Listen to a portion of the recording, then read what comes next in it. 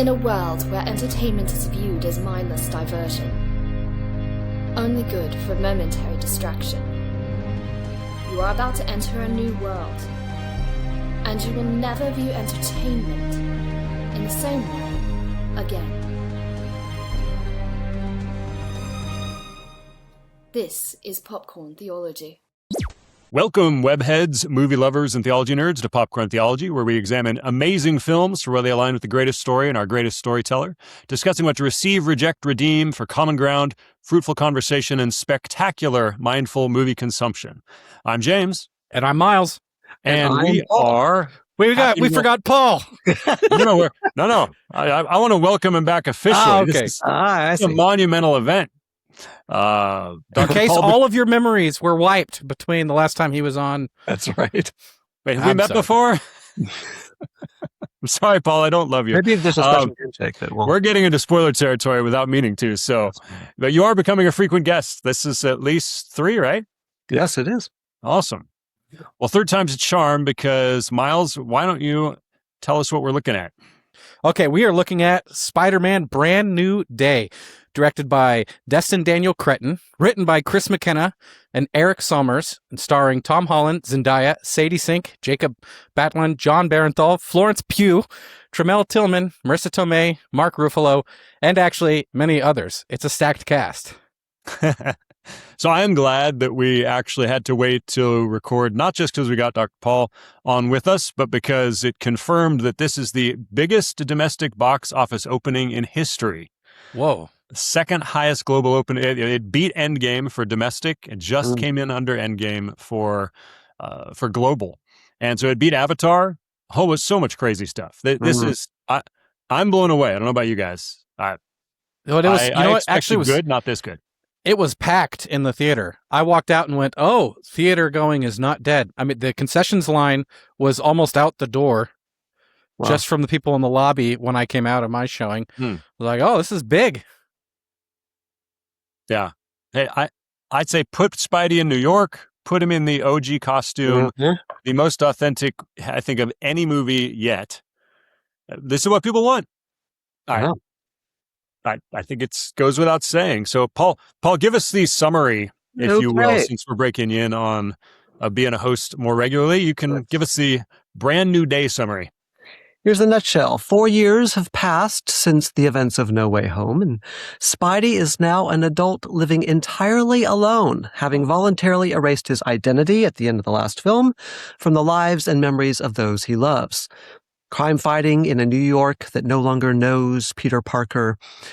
He's devoted himself entirely to protecting his city, a full-time Spider-Man. But as the demands on him intensify, this singular focus triggers a bizarre biological metamorphosis that jeopardizes his life, and perhaps those of others, just as a series of enigmatic heists heralds the arrival of a formidable new adversary. Can even the help of the Punisher, a new Avenger, and Bruce Banner help him unravel what's happening, from his own biology to the enemy whose identity and circumstances are even more of a mystery than his own?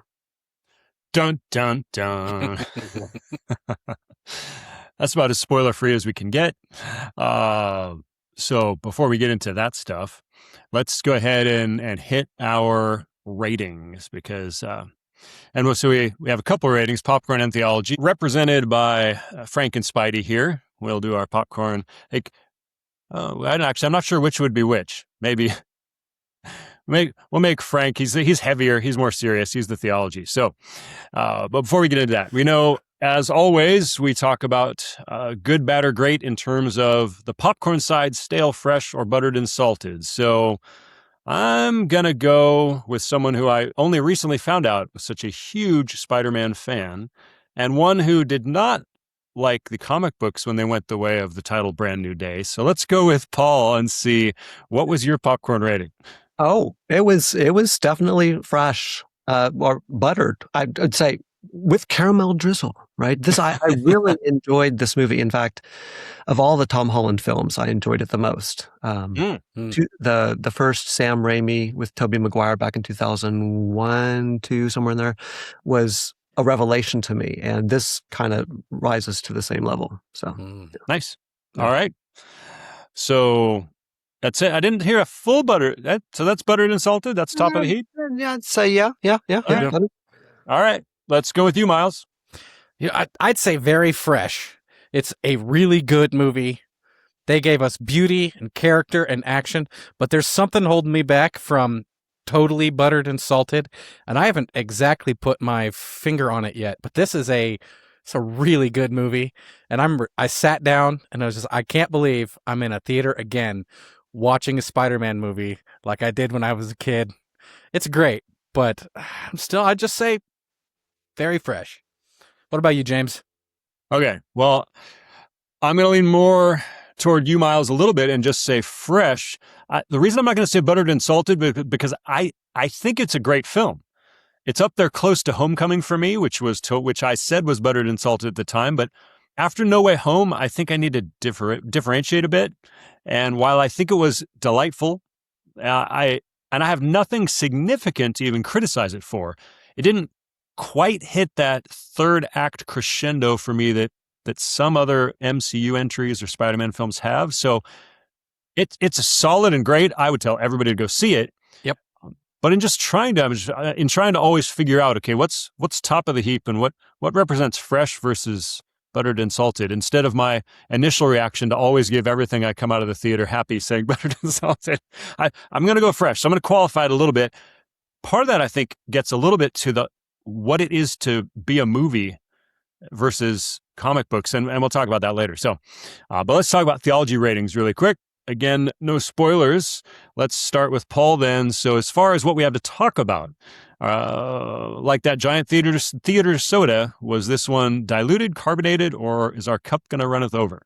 I would say carbonated. It has some pretty solid messaging about the dangers of Emersonian self-reliance and our desperate need for community. We've been designed for that. So there's something in the mix that I will question later on, but I appreciated the emphasis on interdependence. Yeah. Nice. And you, Miles? Yep, I'd say carbonated too. Plenty to talk about, and it was actually trying to move you places emotionally and morally, but not quite. Cup runneth over. It wasn't quite as clear as I had hoped it would be, but it was still there. We'll have plenty to talk about. We'll have to rein ourselves in, I think, today. What about you, James? We'll definitely have to rein ourselves in. That might be the popcorn part as much as the theology part. Yeah. For us Spider-Man fans. I'm going to dare, I'll see if you guys can bring me up. I'm going to just dare to say diluted. Not necessarily as a denigration. I think even when we watched Independence Day, just on our last episode, I just think this is a predominantly popcorn film. I think it does serve up a few time-tested, easy themes and some very easy reject, receive, redeems, but nothing quite substantive like when I think of The Odyssey or even again like No Way Home. So fun stuff to talk about, but I think it's a very simple surface for the most part with just a couple good teachable moments, one of which, Paul, you already nailed. So we talk about more. But so we'll see. Maybe you guys will bring me up as we converse. But we've got our we've got Paul up at buttered and salted, me down and diluted. So we've got some variants here to talk about and discuss over the next hour. And we want to know what you, our audience, also thinks. So do remember, let us know in the comments. Maybe you'll change our mind. Maybe we'll change yours as we get into spoiler territory. But before we do, remember to like and share that episode with friends, subscribe on YouTube, follow us on social media, rate and review us wherever you listen. And best of all, consider joining as one of our patron saints. Just join on Patreon for a few bucks a month. You will get access to exclusive benefits, including voting on our content for future episodes. And you can also visit popcorntheology.com for our merch store and show off your love for popcorn theology and for mindful movie consumption. So all that being said, let's jump on like Spidey and go for a ride here with spoilers now lifted. We are going to get into the popcorn thoughts and all the spidery stuff. Before we get into anybody, there's specific comments. I have a few questions I want to spin at you guys a little bit, web us up with a few things. So first of all, I want to know who, if anybody, called it. And by called it, I mean who Sadie Sink was playing, which of course, I already said spoilers, everybody, Jean Grey, the big cat out of the bag. So who knew that going in? it was over my head. I actually finally had discipline on a movie I knew I was going to see, and I didn't watch many trailers unless they were like from. I forgot she was cast in the movie. I didn't realize Jean Grey was in this movie. I thought they were inventing a new villain. I was like, this is great. I mean, like, this is a villain that, how is he going to fight somebody who's possessing somebody like a demon? And then when she shows up and went, oh, this is great. A great way to introduce the X-Men. All right. Total surprise. You too, Paul? Yeah, I saw the first teaser and then I stayed away from trailers. And we can talk about the conception of Jean Grey later on, but they're doing something very different so that when you first see the power in motion in the film, you wouldn't associate it with Jean Grey. So, yeah. Yeah. I called it, but I wanted it to be, when they cast Sadie Sink, they cast this young redhead. I didn't see, and the trailers, I think they did a great job. I don't think any of the trailers gave anything away. No, but, and they revealed Hulk, so I was thinking about that. True. And I was like, oh, that should be really interesting. How's he going to deal with the Hulk? Didn't even think about. There was a lot of online buzz about who a redheaded teenager could be. Some people thought it might be Firestar from the old Spider-Man and His Amazing Friends. Mm-hmm. There are there's Carly Cooper, who is actually a character from Brand New Day that they introduced as a police officer who's in forensics. Mm-hmm. So there were people she could be, but the big money everybody had was on Jean Grey just because the X-Men movie is coming out. So I went into it hoping they might surprise us or do something crazy like they dyed her hair blonde and now she's Gwen Stacy or she's the Black Cat. Who knows? They've always had a trouble like actually hiring a redhead to play MJ. So I figured they hired a redhead. Maybe they just have her play somebody completely not a redhead. Mm-hmm. But it was what it was. So I was hoping it wouldn't be, not because it was not great for the story or the franchise, but just that it would fool me. And so, big deal. Not going to bring me down. So next one up, favorite villain cameo in the opening. So my favorite thing was Chekhov's ninjas. It's like, I'm just happy that he actually got to fight some ninjas in the end after the cool hand fight. They were in the trailer, and I was like, please don't let that be the only time he gets to fight a bunch of ninjas. All right. So you're going with the hand. The hand, yeah. The Fantastic Four had a lot of different nods to famous comic covers and different villains, and there was something similar happening here. I didn't pay a lot of attention to the various villains. I loved the way they reproduced the cover. I'm pretty sure they reproduced the cover of the very first Amazing Spider-Man. Yes. One of the shots. And that was what I kept on being drawn to, is these comic covers that I've seen before that they keep on reproducing. So cool. Yeah. All right. My favorite was Tombstone. There's sort of a classic cover with him holding Spidey up over the building, sort of out on a girder. Yeah. That was a memorable Jerry Conway story that back from the Spectacular Spider-Man days that I remember having and owning. So, that's cool. And just a cool character, cool, dark character from the show. So, all right. Well, then, speaking of comics, what is your most memorable Spidey era? Like, what's as far as comics reading or comics owning? What era represents you as you come into Spidey watching? Okay. So Michael J. Straczynski of Babylon 5 fame wrote Spider-Man for a while, and it was collected in some omnibuses that I love. And when I turned 40, 15 years ago, I went to Comic-Con and met him, and he signed some stuff for me. Nice. I loved the way he developed the relationship between Peter and MJ. They got married, and he did some really interesting things with it. My wife was actually into the comic at that point. It's one of the few comics she's allowed me to read aloud to her that she really enjoyed. And so that was my favorite era. They explored some mythological stuff with the origins of Spider-Man's powers. Aunt May actually discovers that he is Spider-Man. That was huge. So, and I also really liked in the comics the storyline in Civil War that led to his revealing his identity in front of everyone, which is kind of what happens in the first Iron Man film with Tony. What he does in front of is very similar. Yeah. So those are my favorites. Well, the organic web shooters come from that run, as I recall, too. So we have, and kind of the revealing the identity, which happened he didn't reveal it himself, but it got revealed. And so that was a great cliffhanger in the end of No Way Home. Yeah. It's Well, what's going to happen next? There's a decent amount of nods, I think, to the Or Straczynski far run. from 'em, And yeah. even though it happened in a very different era of Peter's life in the comics, they've Right. seemed to borrow bits from it, I think. And I can't help but wonder with some of the changes, I wouldn't be surprised if a future movie didn't prod into that Moreland and totemistic side. So we'll see. Miles, we talked before, so I kind of know your setup. Yeah, I'm a you have a different novice. I grew up in a small town, and I did not have many comic books. I had Amazing Spider-Man 1, and I had one where he fought the Incredible Hulk, gifts that people had given me. But all of my Spider-Man background is the Spider-Man cartoon from the 90s and the movies. So I'm about as basic as it is. I'm working through those Spider-Man episodes with my son right now, but that's where my background comes from. I'm comic ignorant, really. Okay.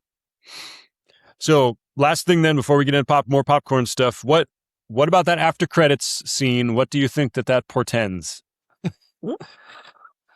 Symbiotes, maybe? Space? Oh wow, yeah. If that isn't after Doom, isn't it something with Secret Wars or something? Like if they go to another planet and have that whole deal, that would explain the introduction. That would provide the comic book origin for the symbiote. That would be pretty cool. I guess that's one possibility. Could be Peter too. Tobey Maguire could be coming back. I was actually more interested in the credit scene that was so normal. All these normal shots of New Yorkers going about. It's one of the ways in which the film felt more grounded to me, and I can talk about that later. Yeah. But it was a very, very different way of winding things up for a Marvel movie. So yeah. Yeah. I think you nailed it, though. I do think that we won't see him in Doomsday.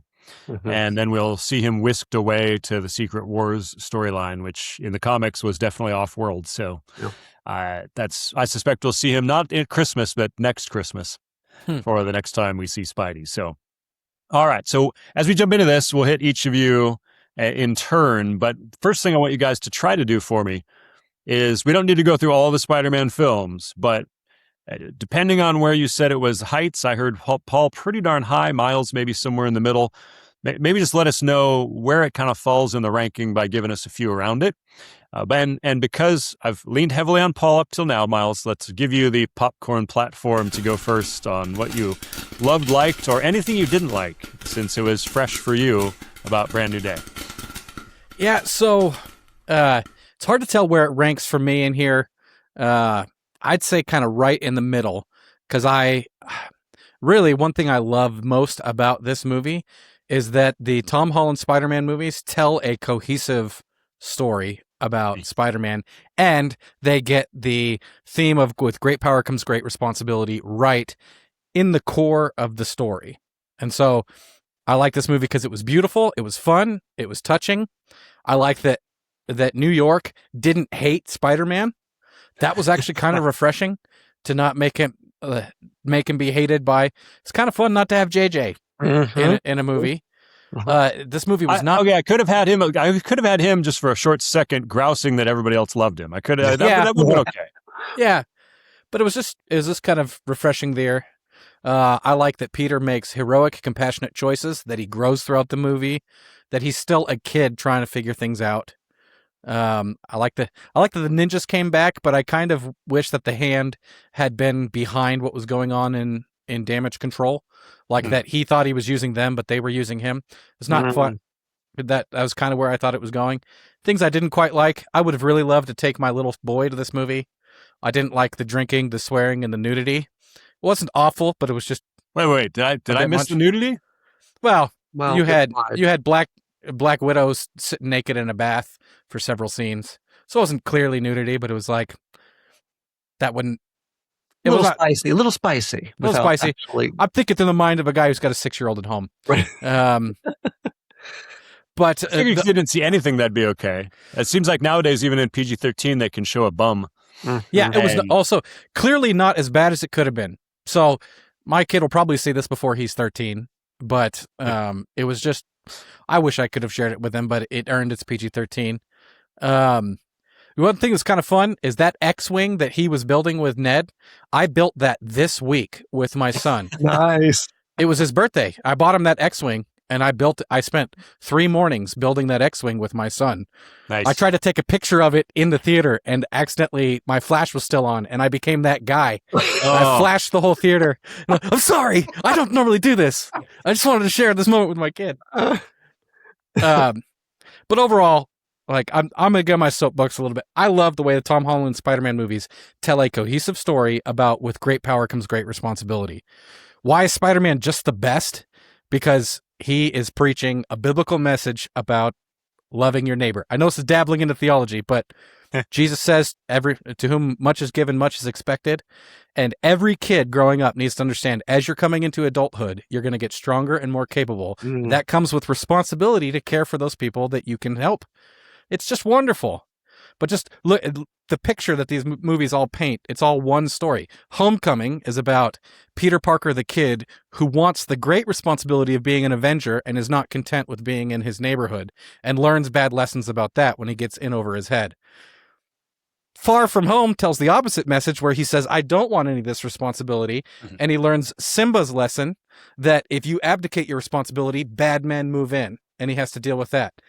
And then No Way Home, he has to deal with the ramifications of Mysterio revealing his identity. He tries to use magic to wipe away the bad consequences of his choices.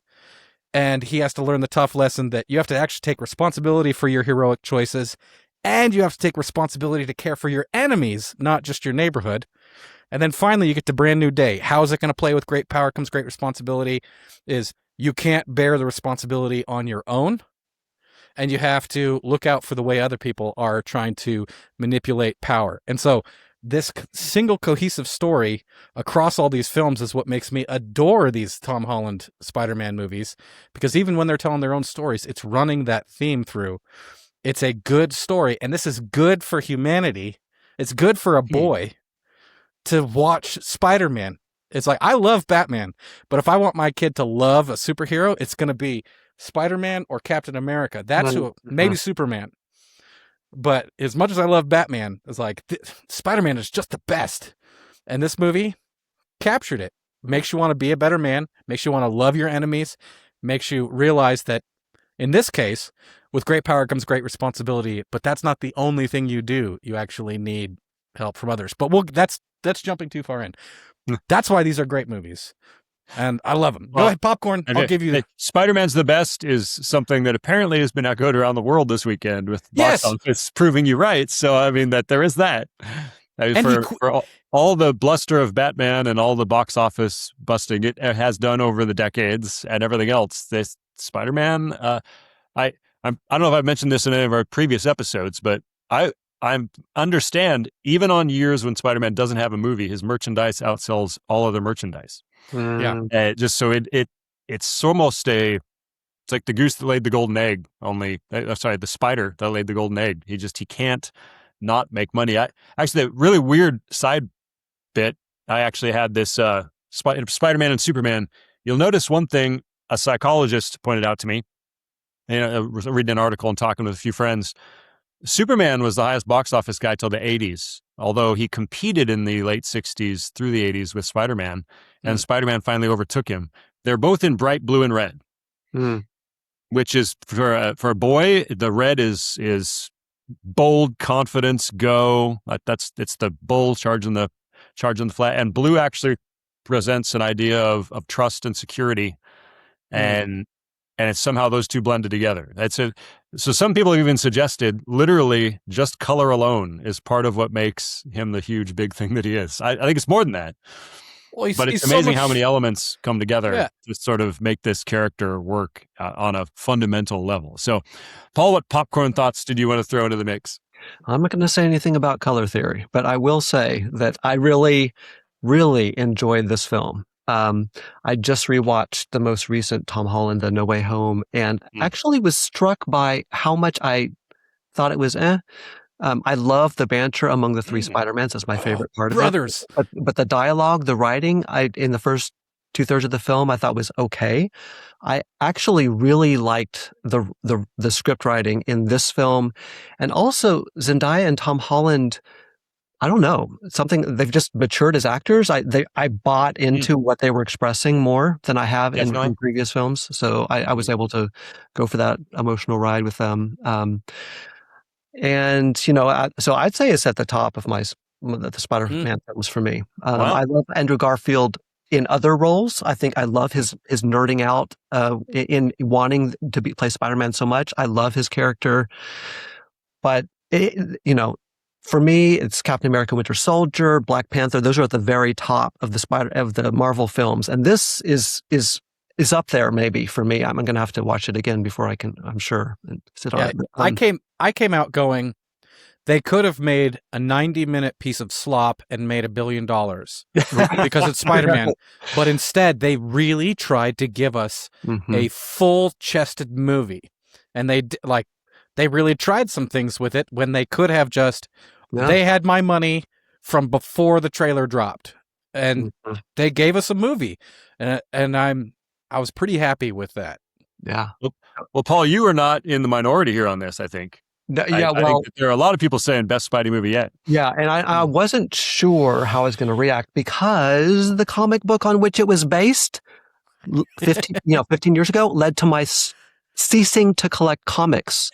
Wow. I was so frustrated with their the resurrecting, like Peter Parker basically makes a deal with the devil and says, in exchange for winning back Aunt May's life, and she's like, I don't know, 80 in the comics at that point, I'm going to lose my marriage to MJ. It's going to erase all of his experience as a high school teacher, chem teacher, all of that, which I loved, gone, right? And one thing that the film does is it retains May's death. She is still dead. There are consequences they're unwilling to erase, right? Yeah. So that I appreciated, and I appreciated that the kiss, right, did not reawaken all of them. Oh, yeah. Even though I have to say, at the very end, the fact that there's this special handshake with Ned, and somehow that triggers, it seems like it might be triggering memories for Ned.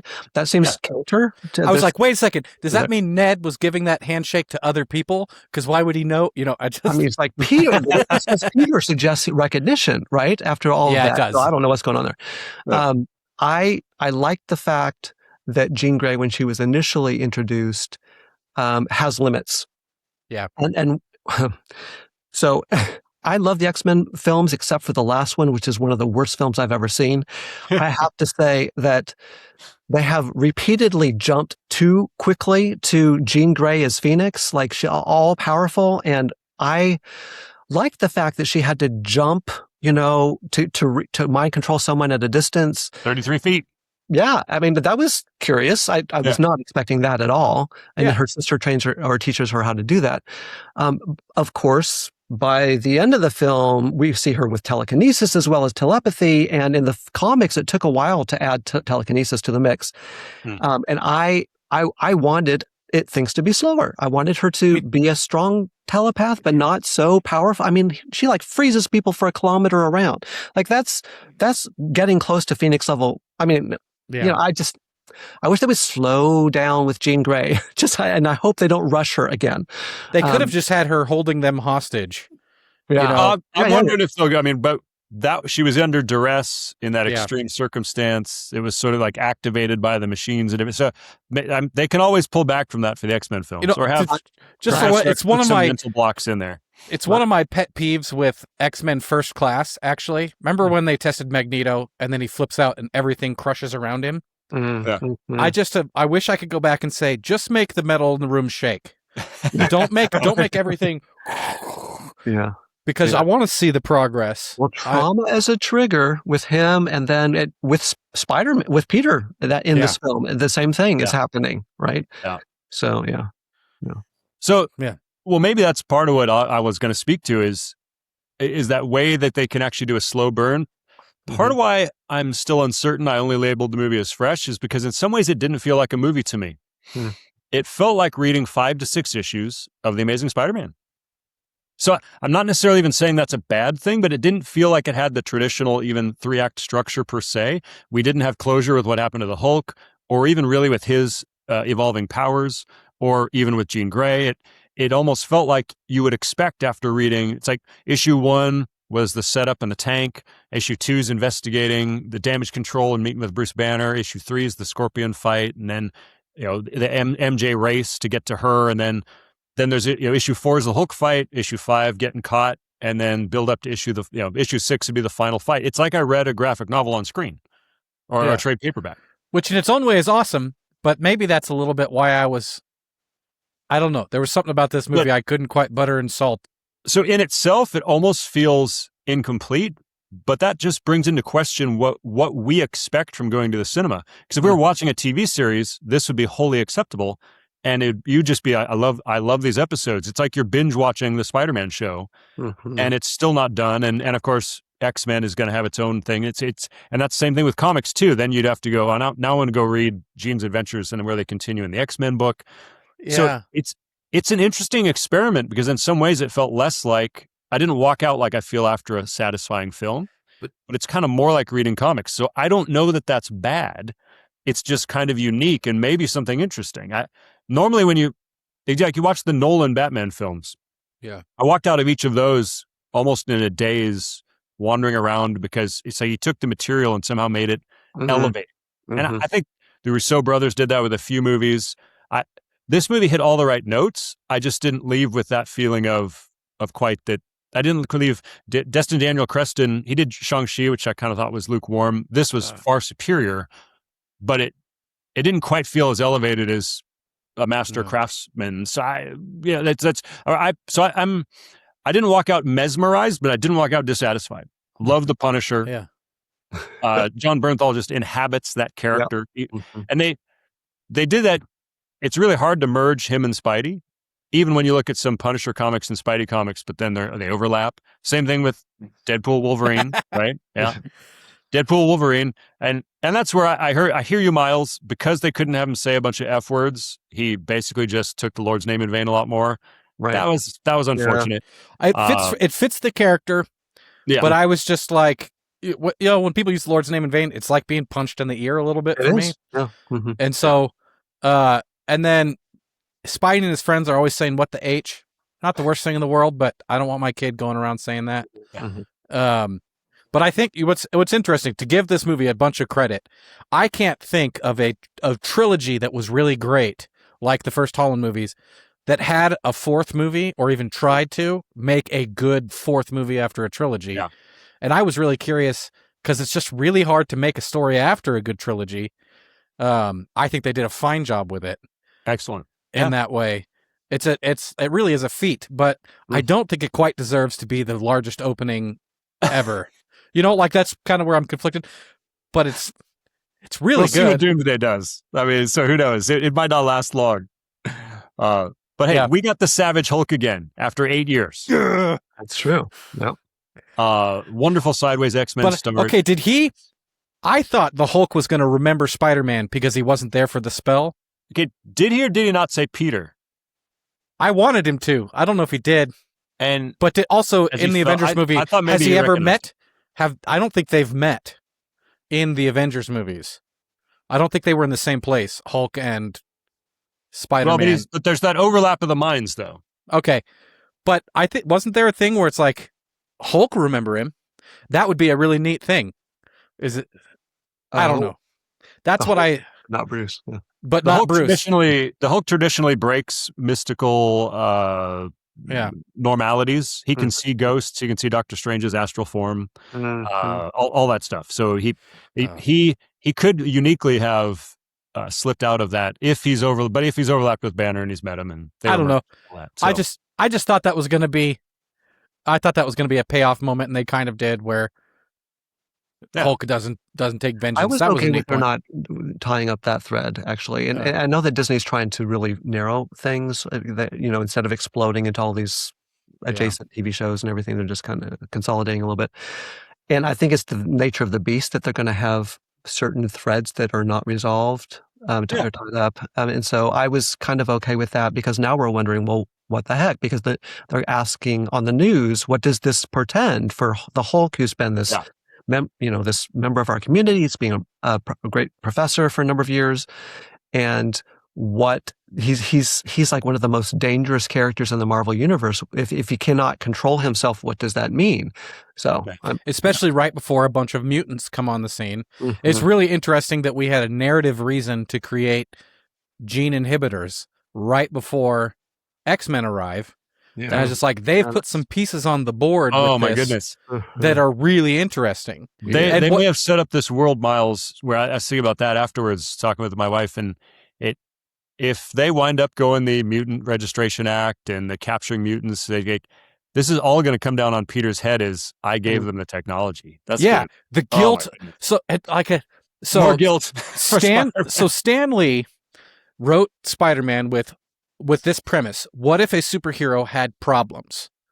Yeah, and we said this with the Spider Noir. Why did that show work for me? Because it kept with great power comes great responsibility. When he made any self-interested choices, God punished him. Because that's what the comics do, is they punish Peter. Any selfish choice and the guilt. And I said, that will be a wonderful piece of drama because we all love Spider-Man and he's going to be guilt-ridden knowing that he created the technology that's going to oppress his friends. Yeah. That drama is so good. So it should be a good ride. So this one for me, I mean, that's just to be clear. Like I'm about to do some quibbles, but this one for me is right under. I mean, I think it's equal with Homecoming. I think it's better than Far From Home.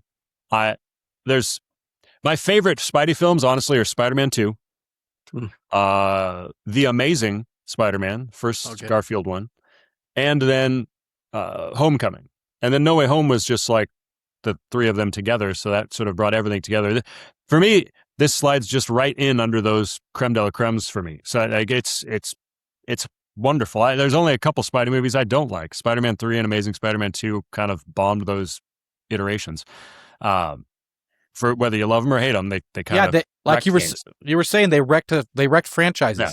Sam Raimi's Spider-Man we could be on. My little boy asked me on the way out the door, "What Spider-Man movie is this?" And I went, 9. Toby could have still been playing Spider-Man, I think, if they had not dropped the ball. Yeah. So I love Spider-Man. My biggest quibble, and it's just one of those narrative things that a comic would have dealt with. I'll use the line from Batman back in 1989, and the Joker said, "Where does he get those wonderful toys?" Where is he getting money? He's not like the Punisher. He doesn't take money from his drug dealers and everything that he's beating. We needed to see that he had something to support himself, because where he's getting money and things, there was no plausible reason. Yeah. It could have been one dialogue line could have fixed that. Pizza time. So Evie, who speaks to him, this AI, is she not related to the tech that he inherited from Tony? I think that's how we'd explain it. Is he got some kind of what I was thinking? Was Evie not Edith? Right, Evie, yeah. And maybe he took one of those fabricators that was in Happy's apartment. Right. So they could like have established it pretty easy. That's probably they were already at 225. I get they probably cut a few things like that for runtime. Mm-hmm. Director's cut. 4 hours. Also, the Scorpion, bareheaded. Seriously, not even a helmet. But how cool was that when the Scorpion stuck his tail into the ground and swung himself and double kicked? Yeah. I was like, that's great. But he would wearing something for, like, you don't have all that body armor and your head totally exposed. Just even the cartoon character has. And he already had scars on his face. Yeah. That's because he's not wearing a helmet. Yeah. And I don't know how any of this 4 years of Spider-Man being loved by New York does not fit anywhere with Daredevil Born Again. But that's a whole cohesion problem but they brought in the Punisher, so they kind of brought it on themselves. Like, how does that work? But just suspense. Like, I had to kind of imagine, okay, this is a different Punisher slightly, because we've already had the conflict between Daredevil and Punisher like this. Yeah. But this is different. This is Spider-Man's Punisher with more of a kid rather than Red. And I had to just kind of separate that, because Spider-Man, the Daredevil Punisher would not say, "That was some bravery. I've seen a lot of brave things, kid, but that was something else." Because he already saw Matt Murdock take a bullet for Kingpin. Right. But it's okay. I was like, this is fine. It's Spider-Man's movie. But in one shot, there is a sign of a Fisk poster on the wall. And the mayor that gives him the key to the city, and I think on the TV screen, it's the mayor who It's the deputy mayor from Daredevil. Anyways, whatever. That's Yeah. whatever. But one of the funnest things for me, honestly, my era of Spidey was pretty much from the death of Gwen Stacy to the Todd McFarlane era. Probably about from 200 to 300 was really my big days. And yeah, in there was a character called Jean DeWolf. So having Jean in this, which I hope they deviate quite a bit, because in the comics she does not have kids, and in the comics she gets brutally murdered. So I hope if they added the kids, maybe we would have the brutal murder in the sequels. Yeah, because that would be hard. So, but there was an era of Spidey that was kind of that out of high school, struggling on his own, working with cops like Jean DeWolf. So the 80s era, the black suit, Secret Wars, all that stuff that they might be playing with, and yet maybe we'll also get some other stuff too. Any other popcorn thoughts, since we've probably talked more than most episodes? We love this. I'm good. Let's dive in. Let's go ahead and we will pour shortly here in just a minute a tall glass of theological soda. And so as we get ready to drink deeply, let's hear these messages from our sponsors. Be right back. Up in the sky, look! It's a bird! It's a plane! Cinemagogue, The Marvelous Era. James Harleman here, the Cinema Guy, announcing the sequel to my first book on film and faith. Let's face it, entertainment has changed dramatically since the first book published in 2012, and comic book characters and franchises are everywhere. So I decided to set my sights on superheroes and examine the evolution of Hollywood in this follow-up to the first Cinemagogue book. For example, what does Loki tell us about culture's view of God? Why does the Marvel Cinematic Universe and the Infinity Saga continually align with biblical themes? In the Marvelous Era, I review each film and show not only how the individual movies express gospel parallels, but each phase essentially reveals a multi-point sermon. I also explore DC, Star Wars, the Monsterverse, and more. Without compromising scriptural truth, we can sift these stories and discover how we might reject, receive, and redeem ideas for personal reflection and Christian conversation. Also, has Hollywood's messaging gotten worse? The book explores ways these marvelous mythologies correspond with conversion, Christian living, church history, and reformation, but I do also highlight what has been the entertainment industry's darker, indoctrinating decade, as well as toxic fandom and the dangers of immersion in pop culture that just might drown us spiritually if we're not careful. So suit up, assemble, and join me on a journey to the Infinity Saga and beyond. Cinemagogue, The Marvel Us Era. Now available on Amazon.com in paperback, hardcover, and Kindle editions. Hey, this is David, and if you're listening to Popcorn Theology, it's probably because you're interested in theology or movies, or best of all, both. And that means that you're our kind of people, sharing common interests with our listeners and viewers as well. So why not partner with us and advertise your business or ministry right here on Popcorn Theology? We're looking for great, like-minded sponsors and offer reasonable rates with a variety of formats to get your message out. Remember, our fans aren't mindless consumers, so they'll give you thoughtful consideration. That's a big part of what we're all about here. So for more information on advertising with us, contact feedback@popcorntheology.com.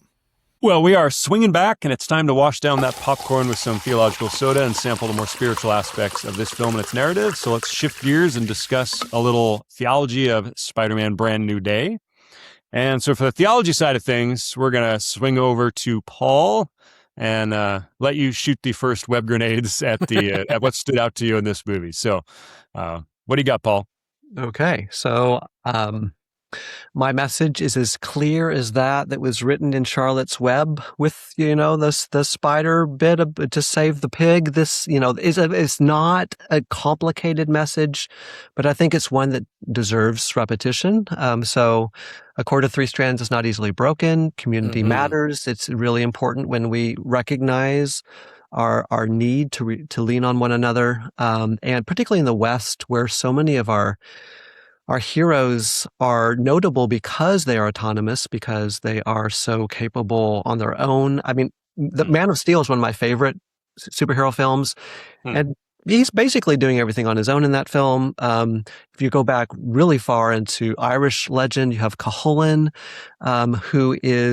he's kind of like the Hulk. He can warp out, and he has this spasm thing where he just wipes out hordes of people all on his own. I think we have Hercules, like so many heroes who don't need friends, who do not need a team, who are just going on their own. And I I mean, as Christians, we are part of a body. We serve different roles. We have to give and take, and allow other people sometimes to pick up the baton. There's this moment which is very, I mean, it's not very exciting at the end, but when Peter actually allows DeWolf to take care of a robbery and doesn't say, "Oh, I have to do it myself," right? I appreciated his willingness to just kind of back off. I mean, his trying to take care of the entire world is what was giving him these headaches, right? He needs to let go a little bit. And so with great power comes with great responsibilities, as we have said, but that part of that responsibility is being willing to delegate and allow other people to be responsible, not feeling like you have to be at the forefront of everything. So yeah, I also appreciated the way that was woven throughout the story, because at the very beginning, Peter is in this letter he never actually read out loud to MJ, which he finds later on. He says, maybe that's my responsibility to live alone with the truth, like to not share it, to just carry that burden myself. And there's something heroic about that self-sacrifice. This is one of the reasons I loved the first Sam Raimi Spider-Man film so much, is because it ends with his deciding to not enter into a relationship with MJ, at least at that moment. That happens later to protect her, right? And that seems so integral to his character. And yet, there's only so much of that we can watch without, just the cringing becomes like this. We're being torn up inside because this guy is like forever isolated. And so the fact that you guys were talking about this very sweet moment at the end that doesn't fit with all the other threads out there in TV shows, where all of New York is cheering for him, right? He's at the hospital, and he's able to walk through all of that cheering without it being directed straight at him, but he's able to enjoy it. For me, that was as wonderful as the moment in Spider-Man 1, where that guy picks up a can and throws it at Green Goblin and says, "You pick on one of us, you pick on all of us," like right after 9/11. I mean, it was a very moving thing. And I appreciate the optimism that we're getting from Fantastic Four and the Superman last summer. I think we really need it right now. So instead of the sardonic and satiric and parodic and all of that, I'm okay with where the tone is going right now. I think I'm sure it will get dark again in the future, but I kind of am enjoying that. Yeah, it's great, and it's all over the Bible. Like, as a Christian, you cannot be saved unless you realize you can't do things on your own. So I mean, it's premise one, but just coming out of this movie, the examples were rolling through my head. I remember a pastor once was pointing out to me comparison between Samson, who's like the closest to a superhero you get in the Bible, but he had no prophet, he had no friends, all he had was his desires, and eventually it was a anticlimactic ending. Sure, he killed the Philistines by committing suicide while he was blind. Yeah. Versus David, who committed similar sins, but he had Nathan and he had people around him. Or Moses. He's leading his people out of Egypt. And in Exodus 18, Jethro comes, and Moses is like, "God brought us out of Egypt. He's greater than all the other gods. He's calling us to be his people." And Jethro's like, "This is great." And then he comes out and sees Moses judging the entire nation by himself. And Jethro says, "This is not good. You need to divide this between hundreds and tens and fifties. This is not good what you're doing, bearing this responsibility on your own. You need to appoint trustworthy men." And even Jesus went away to pray. Even God put the Sabbath right into our weeks. And so it's like, wow, this movie was a really balanced, and in Generation Z, trauma and dealing with your trauma and how to do that in a healthy way is a big part of what everybody's struggling with. Look at what Peter's doing. You can't deal with this all on your own. You need some friends. You need to take a break. It's like, yeah, that's great. That's what a lot of pastors could use. You are not Jesus. Have some friends. Wait, what? And so you're not David, as Matt would say, but it's kind of amazing, and it's all over Scripture. I was running out of Genesis 2. It's not good for man to be alone. There's the body of Christ. Even Jesus asked for help. God offers help and comfort when you're in crisis. We need to confess our sins to one another. Why do we need to do that when we have God? God says, I gave you the church. And so, yeah, go ahead. Well, you just mentioned Genesis. That's where we all had this theme in mind a bit. So I wanted Paul to break ground on it. But as I was thinking about it just for this episode, everything is good about creation in Genesis, and there's no sin. And God even says he creates mankind and it's very good. But even though there is no sin, like I was thinking about that specifically, remember that there's no sin, but there's still something that's not good. That's kind of strange. Like that, we always think of not good, and not good is like, well, there was not even sin yet, but sin. Yeah, there's no sin, but something's not good. And that something is that's not good for man to be isolated and alone. We're not supposed to be Tom Hanks in Castaway unless God makes us an exception to the rule which we should be seeking. So like that, Peter's problem is a Genesis problem. It's like right at the foundation. He's alone and not known. And just about everybody knows it's not good for him. Yeah, and maybe God has already equipped not another Spider-Man, but a guy in the chair for you. It's like we don't all have the same callings, but he does bring us people together, and maybe somebody wants to help you in this mission to make the world a better place. And even the Punisher knows it. He's like, you think I chose this? You're a coward. You think if I had a family, I'd be in here? You know? Think about it. Probably the most isolated Marvel character is telling Peter, I can't believe you are choosing this. Yes. And I find it kind of great that the Punisher wasn't there just because he's edgy and cool and people like him, but that he was the perfect person to tell Peter, don't choose to be alone and to give in to this darkness because you think it's so heroic to bear all this on your own. And then MJ rebukes Peter at one point, shouldn't that be my choice? Whether I'm part of this or not? It's like, don't infantilize all the people around them. You can protect them to a certain point. But it's like, this is a really neat, this is why I love these Tom Holland Spider-Man movies, is because it ping-pongs the implications of with great power comes great responsibility between the movies. And it actually wrestles with the consequences of the previous movie, and he grows through it. It's like, that is a really healthy, good way to tell stories. It's like, I can't wait to visit this with my son when he's ready. It's so cool. Definitely. Well, there's even places in Scripture where, like, you might occasionally think, well, some people are called to singleness, and there's some scriptures about people, and the caution there is like, but that's not to the exclusion of friendship or discipleship. You think about some missionaries who seem, we think about some guys like Paul. It's like, but it's Paul and Barnabas. It's Paul and Timothy. It's missionaries are sent by 2 by 2 by Jesus. Yeah. Paul's letters, he's thanking all these people he knows by name, so he obviously has relationship. And I suspect they weren't just DeWolf phone relationships, right? That's you get the idea that he knows these people. Jesus had 12 disciples, and more than 12. We just preached through Luke 8, where you've got all these women accompanying him and financing even the ministry. Right? It's a team effort all around, and so that's May's encouragement to him is that he's not alone, and people love him, and not just because of the amazing things that he does. Yeah, it's one of my favorite arguments now for the people who say, "Oh, you don't need to come to church," right? Being in church doesn't make you more Christian than standing in a garage makes you a car. I say, well, maybe you're a super Christian that doesn't need community. If that's the case, then you have the gifts that they need. Time to get into church, because you are a gift to the church. Like Ephesians 4, it says Jesus ascended on high and gave gifts to men. And he's not actually talking about the Holy Spirit, specifically spiritual gifts.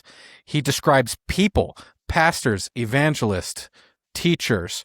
He gave other people as gifts to the church for the building up of the body, for the edification of the body. And it's like, it's really neat to see this. He's trying to do this noble choice and say, no, I'm just going to bear this alone. Say, no, that's not going to work. And then he ends up teaching that lesson and the previous lesson from Spider-Man No Way Home, that you shouldn't take vengeance on your enemies, to Jean Grey. It's really fun to go. The lesson I am learning right now, you need. So go ahead, jump into the dark corners of my mind where I'm vulnerable. I'm now going to let my supposed enemy, at least my antagonist, into my heart to understand this and be like, oh, that's such a good payoff.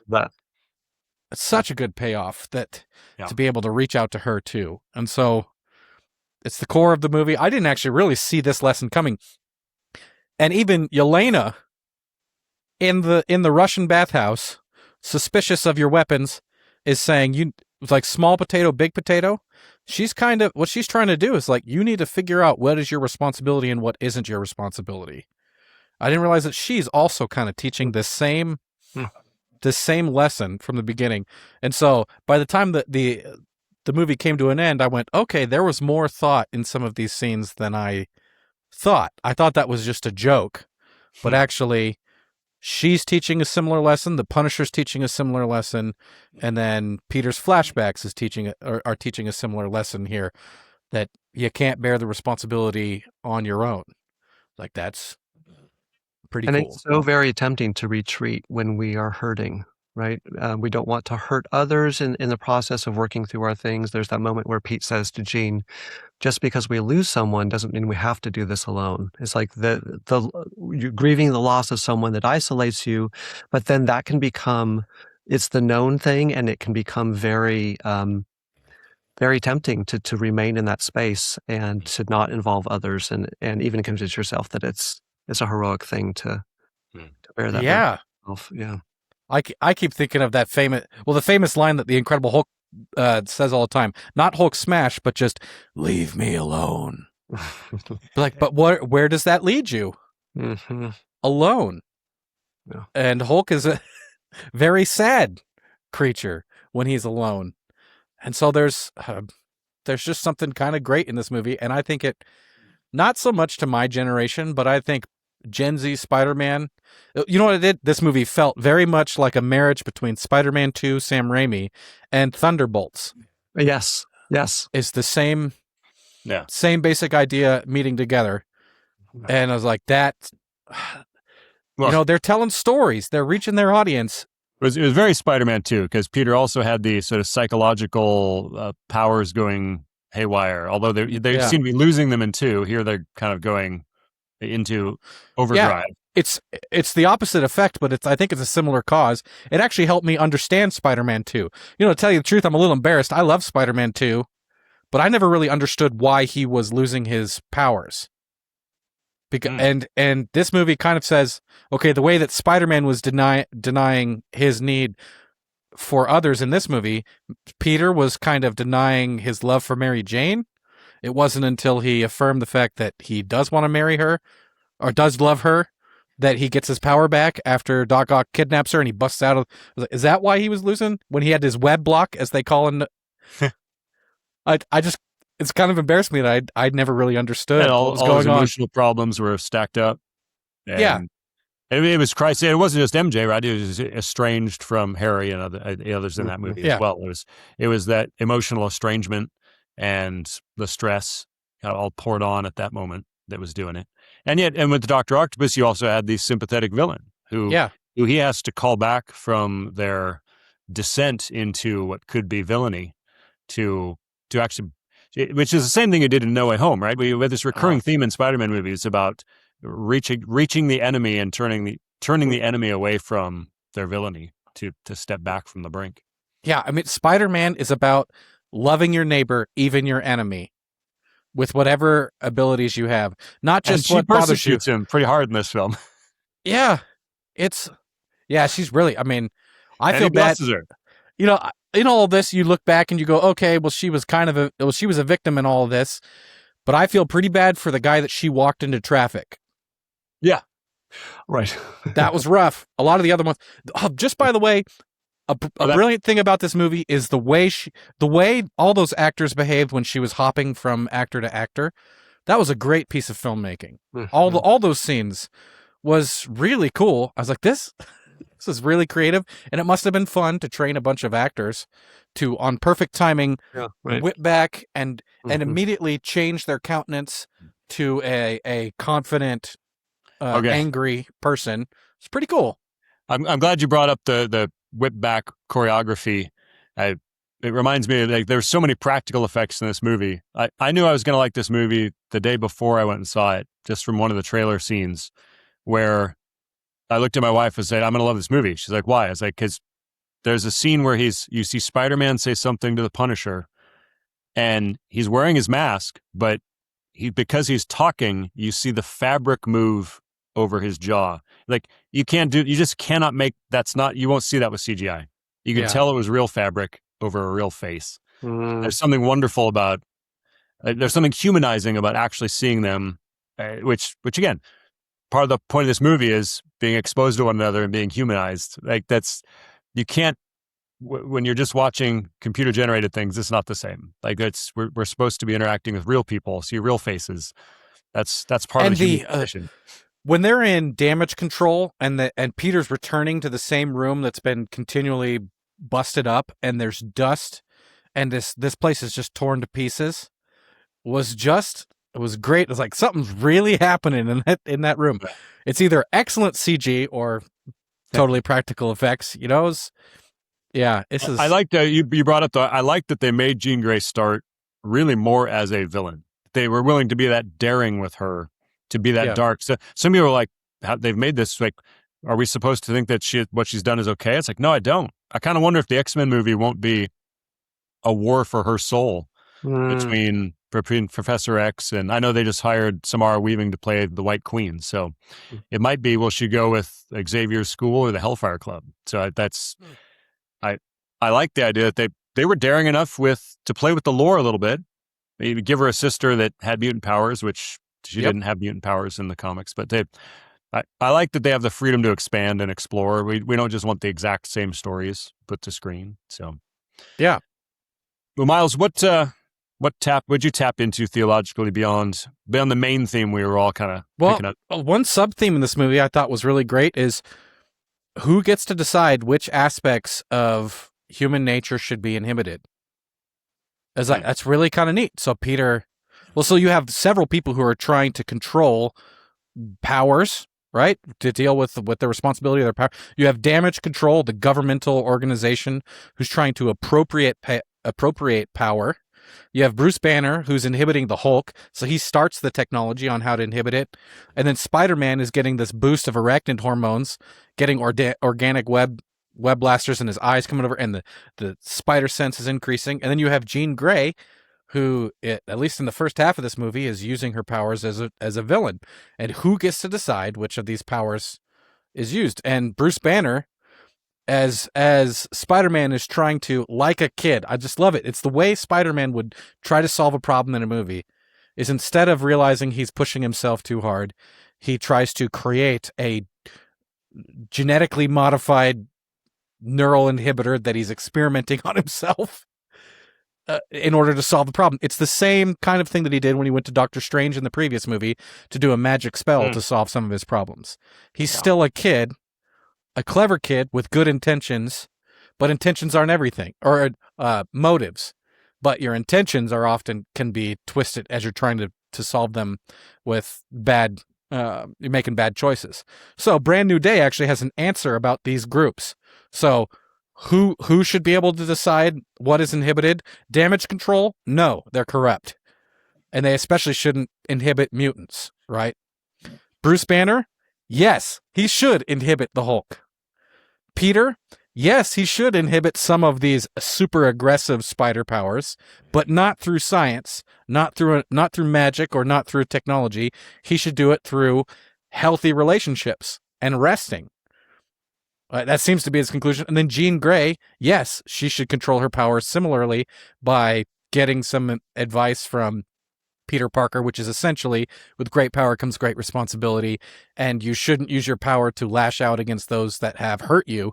You should understand that you're loved through the Aunt May vision. Something like that. That's what I like that this movie it's not clear black and white, that nobody should control power or everybody should just let it go, like in the Frozen sense. It kind of splits things around. But Bruce Banner tells Spider-Man who decides, who chooses what's inhibited. And I was like, well, I wish Richard was back on the podcast. We would say, by what standard are you judging these things? Yeah. But as a Christian, I go, well, I have a suggestion about who gets to decide which aspects of human nature are inhibited. Like when Jesus says, if your right eye causes you to sin, tear it out and throw it away. For it's better you to lose one of your members than your whole body to be thrown into hell.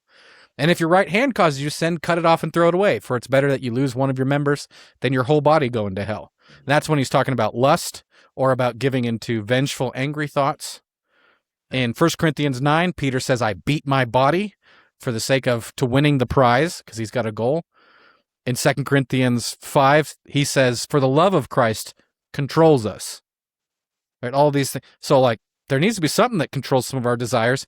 And what's interesting is, man, depending who you are in our culture, that's a very non-politically correct thing to say, is that there's aspects of your nature that should be suppressed. And so, but I'm not sure exactly where they land on this, because frankly, the Incredible Hulk will be an argument to the whole world.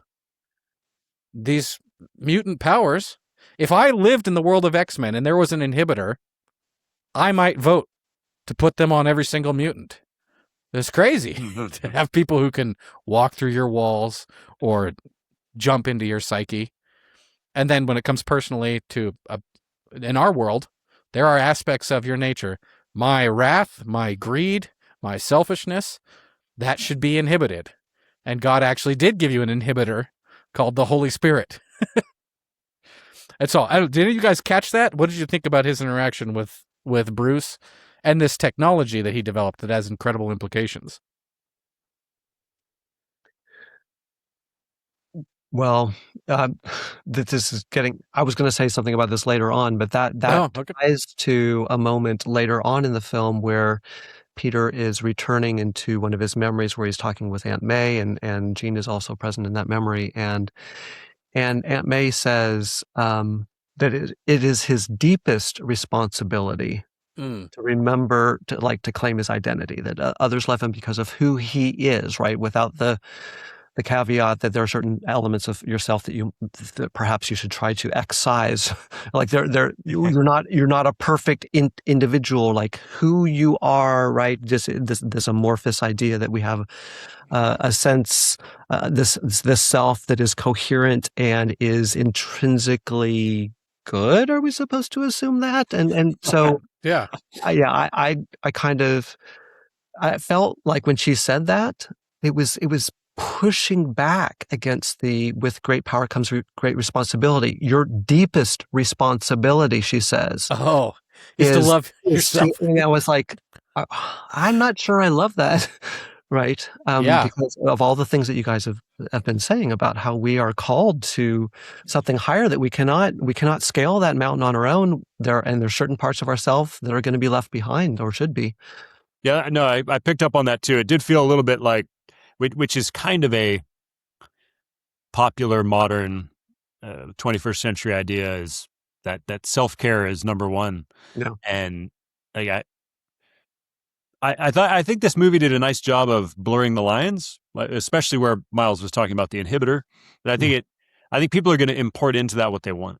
Right, exactly. And so if you come from a measured understanding, like we three are as Christians, like we're going to be, okay, yeah, there's parts of our nature that need to be suppressed, and our goal, our hope is transformation and sanctification and change over time.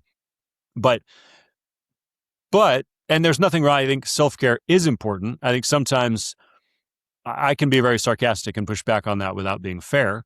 And whereas here we see in this movie some empathy is needed. It's not. I think so there's empathy. There's forms of empathy where you start being dismissive or permissive, and that's a whole other conversation. But here we see in this movie, self-care is important. Deepest responsibility to remember you're loved. If I'm struggling with that on days, I should still love my neighbor. So I think we're gonna. I like that the movie was at least a little vague enough that it creates a conversation. Yes. It didn't land it as hard as with great power comes great responsibility. She was, I don't want to say rambling, but it was enough of a conversation that you have to actually say, well, I need to unpack that a little bit more. Right. What do you mean by that, Aunt May? And Yeah, well, it's a better version of that is what Splinter tells the turtles when they're having that vision in Ninja Turtles is, I love you, right? I'm your father, you are my sons, and that identity is deeper. Yeah. Take my lessons and run with them. Frankly, it seems like in this situation, she could have just said, with great power comes great responsibility. And I love you that you are taking this on, and you don't have to take this on alone. No. I love you before. I loved you before your powers, and I love you now. That would be enough. And this narrative can't go to the one place that we would like it to go as Christians, which I would say, your deepest responsibility, a deep responsibility we have to know is that we have a God and are loved by that God through Christ, which then enables me to live out my responsibilities to others. So that's where I would be. That's where I want to redeem that. I know my deepest responsibility is to know God, and in knowing God, know how I'm loved by God through Jesus, which that's an empowering, what I call it, a responsibility or a need. We could quibble about that. Right? That's a foundational piece we need to know to operate and to love properly. And it's the one piece that I don't expect a Spider-Man movie to just spoon feed us, because it's Spider-Man and not my Bible. Talking about some of these, like Romans, I think it's 13:8 says, "Owe no one anything except to love each other. For one who loves another has fulfilled the law." So it's described for Christians as you have a debt. You have a debt that Jesus paid. Jesus puts you in the debt of your neighbor and your enemy because of what he's done for you. It's like you have. It's like, I think a while ago we talked about Saving Private Ryan, maybe off the air, that we're at the end where Tom Hanks' character says, "Earn this." And we go, okay, well, as Christians, we don't earn the salvation that we've been given, but there is a sense in which you live as almost as if you're in the debt to repay, not because you're actually trying to pay it, but because you're trying to honor. It's a debt of gratitude. Debt of gratitude. It's very different. Yeah, you could have saved us a minute. Debt of gratitude, And so, yeah, it's interesting. I do kind of wish that the speech from Aunt May was not so muddled there. And they really did. I mean, this was the Thunderbolts ending put into Spider-Man. They found a narrative that works really well for the audiences.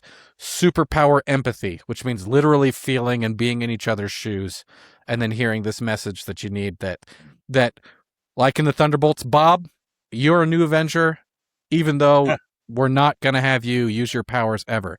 You just get to be Bob, and we're going to love you for you when everybody else wants to use you for your powers. Mm-hmm.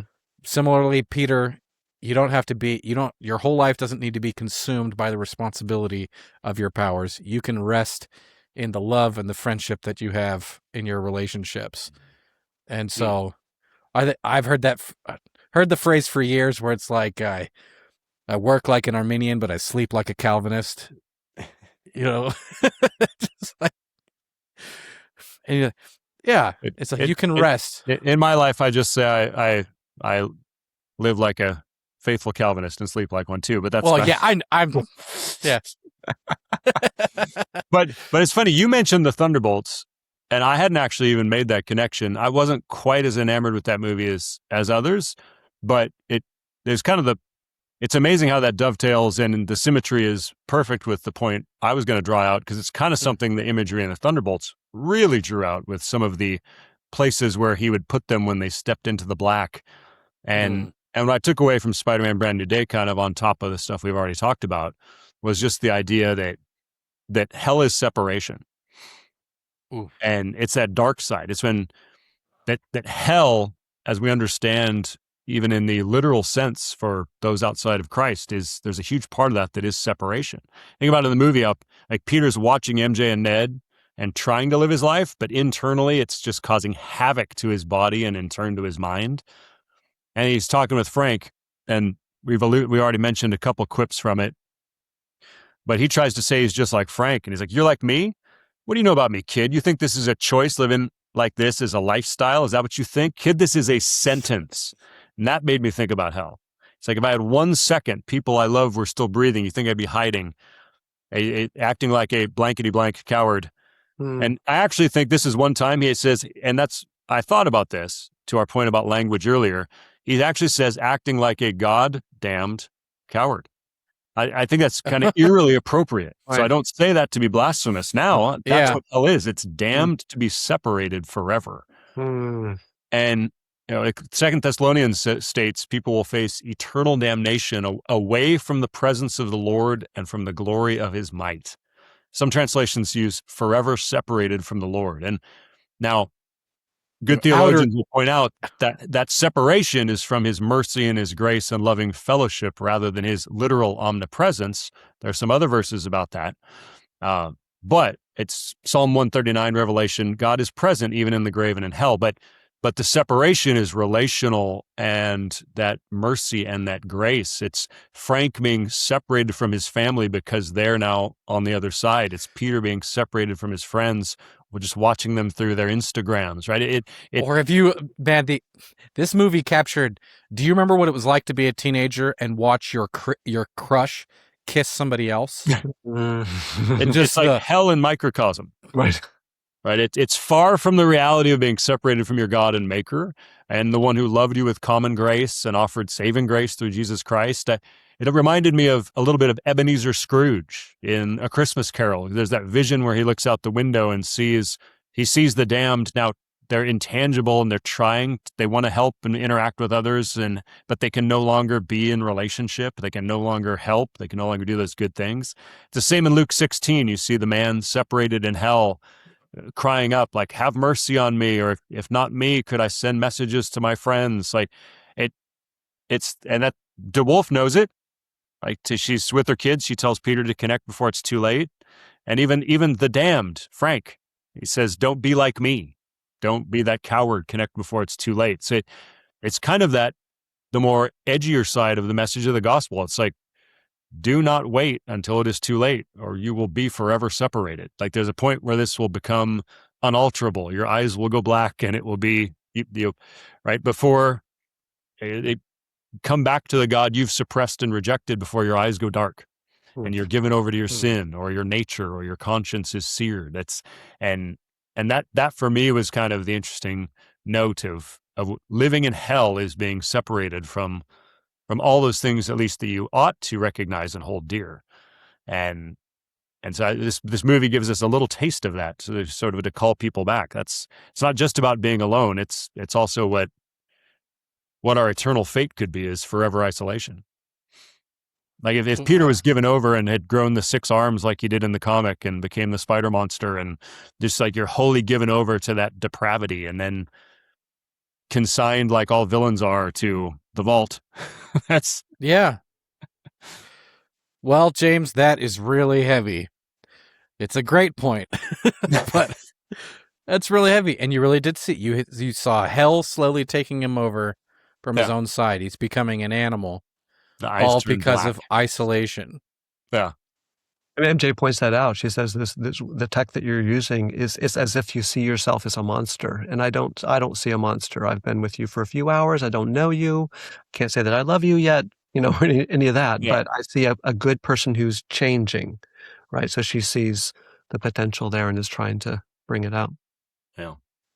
Yeah, and part of this thing, one thing in the Bible, we often talk about eternal life as something that comes after this life. But John 17:3 says, this is eternal life, that you may know God the Father and the one whom he sent. I think I'm butchering that a little bit, but the idea is eternal life starts now. Once you've been regenerated, you now have begun a relationship. Now eternal life starts. We're going to have a consummation in the future, but the body, the body of Christ, the Holy Spirit, a right relationship with God begins now. And the works of the devil are being undone progressively now and someday in the future.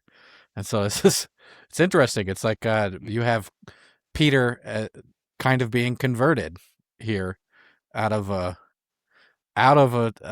the sentence of hell and into a more heavenly relationship with his peers. So not with God, but with his peers. Yeah. And that transcendent moment where he's he does receive some joy and some praise as he walks out. That was a pretty awesome scene, Paul, you mentioned earlier. It's when he comes out of the hospital and sees people cheering him, and that was a fun moment for me, and probably bleeds us over into our lightning round if we want to start. Yeah, let's do it. Wrapping things up, because that was one thing that I thought about just off the top of it, and you mentioned it just as we were getting into things an hour ago, Paul. Is that he comes out and everybody's praising Spider-Man and cheering him on, and then of course, and then Frank gets to put on the mask and. I mean, it's great that Frank is the one who's doing this for him. Yeah, but Peter doesn't praise himself, and so we have the city stand up and praise him. That just reminded me of Proverbs 27:2. It says, "Let another praise you, and not your own mouth; a stranger, and not your own lips." It's like, what a great demonstration of the humble Peter Parker, who he doesn't praise himself. He's not full of himself. He's actually he even confesses the kiss that he had with the entranced MJ. Like he's humble and repentant, almost to a fault, if you could say it. And yet what is the result? He's blessed by being praised, not by his own mouth and not by his own lips.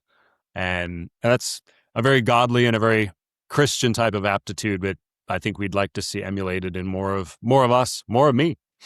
Yeah. So what about you guys? Any final thoughts of make sure we reject or make sure we receive from this movie? Well, we've already did this, but reject flippantly, taking the Lord's name in vain all over the place. But man, some things to receive. Don't get naked with Florence Pugh. We covered that. Don't get naked with Florence Pugh. It was a funny scene, seeing him with his mask, and the fact that what appeared to be a joke at the beginning with his mask is really a theme in the movie, that he's keeping the mask on and keeping everybody out. Mm-hmm. It's nice that a joke turned into something much more rich to me when you watched the beginning from the end. Some things to receive. We need to rest. Sabbath. This movie is an argument for a Sabbath. Things to receive. We can't do everything on our own. And then I'm a little tired of seeing this in movies, but frankly, it's a good lesson to not give in to vengeance. Peter saves her from giving to vengeance. Although I think that goes a little far, even though it comes from my favorite character, Batman. I got one rule. I don't know. Were there governing authorities that were going to take him in? If that's the case, let them deal with it. It is the aspirational counteragent to the John Wick's movies, the John Wick movies and things that we can enjoy in other ways and with other conversations, but it's a necessary counteragent, I think, lest we get too much into the dark. Yeah. And then the big choice that Peter makes at the end to jump in front of a bullet for the woman who threw MJ off a roof earlier in this movie is pretty great. So he let Jean Grey into the darkest part of his heart, and then was willing to take a bullet through the chest, I guess, for Jean Grey. And then also it's kind of great that Peter, by being this kid who threw himself in front of a bullet for an enemy, was able to reach Frank Castle's heart a bit. Where he says, "I've seen a lot of brave things, but that's something else, kid." That is a pretty positive thing, is that, when you make a strong moral choice to love an enemy, you might actually warm some hearts of the hard-hearted. And so those are things worth receiving. There's just a lot of good in this movie. That's my list. We haven't really touched on this, but, before going into this film, I didn't know what they were going to do with the whole idea of people not being able to remember who you are, like the idea of others. It seems such a totally fantastic idea that somebody could just lose all their recollections of who you are. And I have a close family member who's dealing with pretty severe dementia, and so this becomes a situation where, in this fantasy arena, they're broaching topics that are that are not utterly unrelated to what some people are living through.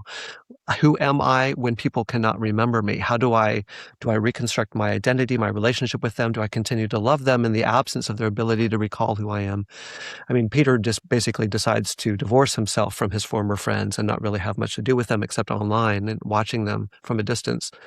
But it can start to raise some of those questions, I think, which are good ones for us to consider. I have to say, again, when they got married in the comics, I was a big fan. And before I married 31 years ago, I was asking the question, is this the best thing for me as a Christian? Like, because of what Paul says about how our resources are going to be divided, right? Between serving family, serving another community in any kind of ministerial capacity. Yeah, he says, I want you to be free from anxieties. The unmarried man is anxious about the things of the Lord, how to please the Lord. But the married man is anxious about worldly things, how to please, or to keep his wife alive, in the case of Spider-Man. Right. Yeah. So that moment where Peter says, towards the end, I'm trying to live my life without you, but I can't. I love you. It's very, warm and fuzzy, but I do think that for some of us, and as you pointed out, James, there are definitely those who are called to lives of celibacy and not throwing themselves into a spouse and children, because they're called in another direction. But for others, I think that covenantal relationship, marriage, is an incredible thing. And the fact that, Tom Holland and Zendaya are actually, they weren't supposed to date, but they are, and now they're a real thing. I mean, and we can hope and pray that their relationship lasts, indefinitely. I think that that's a beautiful thing. And I think that's part of the reason why this film is doing as well as it is because of all the social media stuff surrounding these two people. Zendaya is considered by some to be like the biggest actor, or the biggest star out there right now. And they were both in The Odyssey, just a hot second ago. And so there's just there's a lot to love, right? In that romance, which we know is playing behind the scenes as well as on the screen. And I like the idea that romance is something that is part of God's design that he calls us to, and that what we get in 1 Corinthians 13 about love being patient and kind and all these other things, that so many virtues are woven into potentially into a romantic lifelong connection, and that is something that can be very blessed by God and can lead to a lot of rich blessings for others outside that couple. So. Nice. Yeah. Yeah. I think I hadn't considered the fact that they seem to have a very vibrant and well-working relationship off screen, and how even people love celebrities, and people love celebrities when they're doing well. There's also a dark side where they love when they train wreck too, but when they're doing well, that can follow them into that. Historically in Hollywood, there have been a lot of couples that have made movies together that have been quite popular. I think probably for that same reason. You like seeing them on screen, but you also kind of are rooting for them off screen. So even though we don't have the marriage of Peter and MJ yet, and who knows where they will take it, I think that on stream, I do think their chemistry is increased with each movie, and it's probably because their relationship it's because it's a little more natural.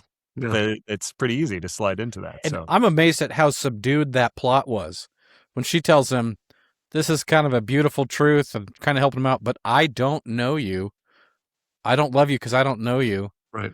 I was like, that is kind of the only logical place for MJ to go, and I'm glad they didn't do Sleeping Beauty with her. Yes.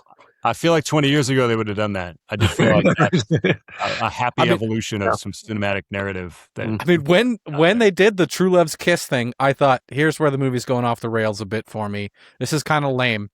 And then when it turns out to be The Possessor is what I was calling it in my head, and I was like, it's awesome again. Yeah. Yep. Well, I was thinking about the Aunt May's quote, and I think it's funny when you talked about how to define it. Because I put it in both reject and redeem. On one hand, she says, we love you because you're you. Remember that even when it feels like you're totally alone, that's your deepest responsibility. It's like, well, I'm not right. I would reject that self-care is the greatest responsibility, or to know you're loved is your greatest responsibility in general. So I'd reject that. At the same time, I'd take the same quote and it says, but this is what I want you to know. You're beautiful. And the people who love you, they love you not because you're special. We love you because you're you. It's like, well, why are we loved? It's like, well, that is something that we do get redeemed. God loves us where we are at and where we are. But kind of like Peter's changing in this movie, he's also changing us into something more, right? So we trust that the work he's doing in us won't make us monstrous, but make us who we were meant to be. And so if you take pieces of this movie and put it together, that's like, all right, well, that admonition, God does love us, not because of our works or the special things that we do, but he doesn't leave us exactly where or who we are in that identity. He also is, we're undergoing some transformations that if we trust in him will actually bring us into new power and new responsibility. So it made me think of the Tim Keller quote. You know, when he summarized the gospel, he says, the gospel is this: we are more sinful and flawed in ourselves than we ever dared believe. Yet at the very same time, we are more loved and accepted in Jesus Christ than we ever dared hope. So it's like, as a Christian, I have a way of grounding your responsibility is to know that you're deeply loved. And that is your primary responsibility. Everything flows from that. But it doesn't come from Aunt May. It comes from God. Yeah. Yeah, your power comes from that. Your transformation comes from that. Humility and bravery come from both of those. Humility because Jesus had to die for me. Boldness because Jesus died for me. Yeah. Oh, man. Well, we could talk forever about Spider-Man and many other things, but we should probably let ourselves roll on this episode. And so if we pull up that classic image that Paul, you mentioned, was one of the coolest things all the way back from, I think it was Amazing Fantasy. They didn't even call it Spider-Man, that first issue. But this has been a great ride. I've been blessed to do a bunch of different Popcorn Theology episodes on Spider-Man, and it looks like, based on box office, we may be here's to 9 more. a whole lot more in the years to come, and probably some with Tom Holland.